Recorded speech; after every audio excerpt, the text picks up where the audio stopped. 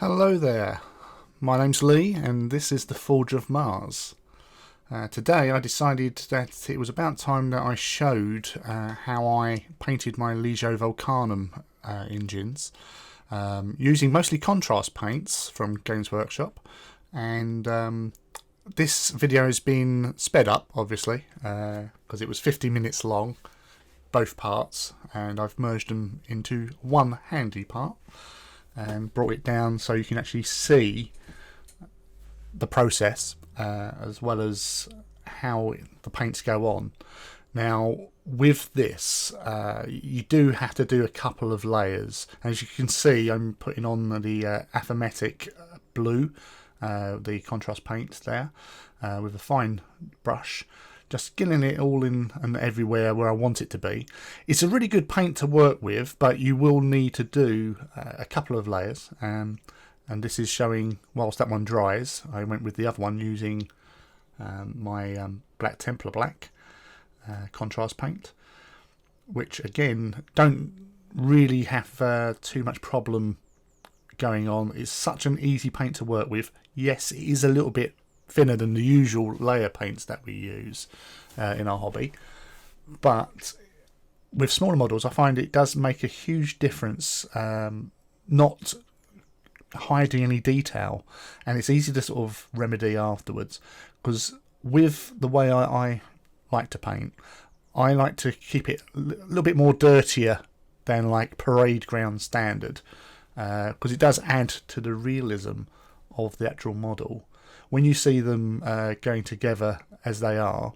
As they're alternating the painting between the two, for example, that helps out with the speed issue. Because there's one thing that most people say about me is that I am a machine, I'm too fast, or I paint things really quickly, which I do. Which seems strange because during this lockdown period that we're all enduring in the UK, as well as other parts of the world, I have found myself not actually doing that much hobby. It's mostly been gaming and sleeping and getting back to a restful state and try not to worry too much about what's happening in the world. But when I have painted, it's been more enjoyable, more relaxed, which is quite different from my usual pace. Sorry, I should say. And I've sort of enjoyed it a lot more in some respects.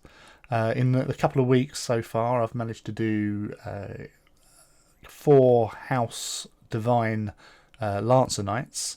I'm currently working on their first Porphyrion Knight for that particular force. As well as doing some touch-up work on some of my other Cerastus for House Tyrannus and the House Caesarian that I've done. I don't have to do anything for my House Procon Vi because they are just lovely as they are, so I'm pretty happy with how they turned out. But anyway, getting back to House Vulcanum, I really liked the colours. Apologies with my camera work, I'm still getting to this, and sometimes when I'm in the zone, I do bring it a bit too close to me because I'm trying to keep my head out the way of the camera. But with painting these, I found compared to other methods, they're a lot easier to do. They're so straightforward to do because unlike other models where you normally leave the pads off, the armor plates, you do the superstructure, then you do the pads or plates while still on the sprue. With Vulcanum you don't need to worry about them because literally you just stick it all together, prime it, Leadbelcher spray, my go-to, and from there it's a case, as you can see with this, going over with the paints in question, so the Aethamatic Blue and the Black Templar, and just applying layer after layer. Now with the Aethamatic Blue, as you can see, I had to do a couple of layers on there, which again, because of the thinness of the paint, is not an issue. You can happily do a couple of layers, and as I said, these two that's 2 Titans, took 50 minutes to get to a fairly decent standard. Now that was the end of the first 25 minutes run there. So you've got the basics there, and I wanted to have a mirror. Now here I'm using Mournfang Brown to water it down with water, obviously, just to make it a lot weaker, and use that over the superstructure. Now it ages it quite a lot, and once dry it does give it a really sort of gritty looking, dirty, in need of maintenance and repair look, which during the sort of latter part of the heresy, Titans weren't in the best of shapes. You know, supplies were hard to get by, and you know they had to make do a lot of times, and sustained battle will always have a massive effect on how an engine would look and feel. But I wanted to give it as much as a sort of a realistic look as possible, and thus I used the Mournfang. And once it dries, you can always dry brush it with a little over with either a bit of Leadbelcher, or if you wanted to go a little bit higher with Necron compound, you can do. You can go with or you can just leave it as is. I tend to dab in sometimes with a little bit of Agrax as well in certain places, just to show like where dirt and grime has accumulated over time. But as you can see here, now this has been sped up about 400%, so that's why it looks like I'm just whizzing through here. But as you can see, that occasionally as it comes into focus, you can actually see how that paint is going on all over the superstructure, avoiding the trim as you can, and also the weapons, because I don't touch the weapons with them. It's purely for the main chassis of the actual God Machine, and obviously the bottom of the feet. Not that you see them, but it's just they're done just in case. Just you might as well do it properly. And I had plenty of paint left. Look, surprise, nothing there. You can't see it. But yes, it's really comes together quite well. And as I said, this was less than an hour's work to get these going to how they are sort of looking at the moment.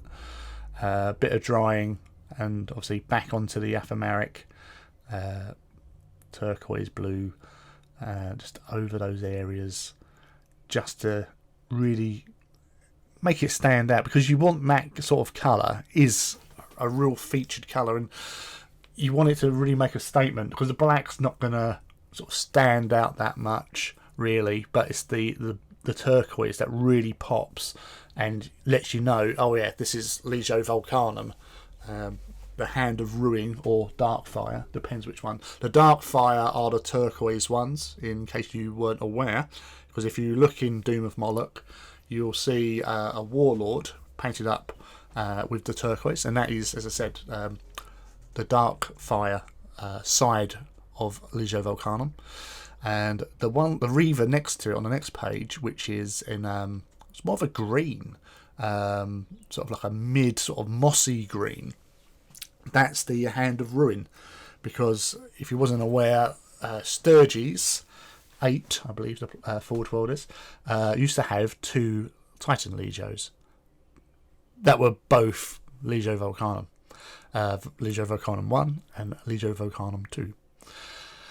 And so, although they're sort of symbiotically connected, and their sort of background indicates that they used a bit of cloning technology and sort of breeding, sort of like twins, princeps, which piloted their engines. So there was a connection between them, sort of not necessarily a psychic connection, but there was a sort of symbiotic relationship between princeps because of the cloning, and because they're of the same gene stock, basically. And that really appealed to me in the background, as well as just the colour of it, and primarily because not a lot of people at the time were doing Legio Vulcanum engines. So that's what I've always sort of aimed for with my collection. Obviously with other Titans that I've got, like the Ignatum, Solaria, and the Legio Krytos, again, a Solaria because of the books, Ignatum because it's always been Ignatum as my love affair. But yeah, it stood out as different. I've seen quite a load of excellent examples of Vulcanum out there. As you can see now, I'm applying Agrax to the model, mostly to the silvery parts of the superstructure, engine sections, weapons mostly. I do also tend to do a little trim with Agrax. I'll go round it as well, just to sort of give that sort of break up between plate and trim. But this is what you need. This is it. This is the engine, and then you just go from there. So thank you for watching, and I hope that's been helpful. Take care.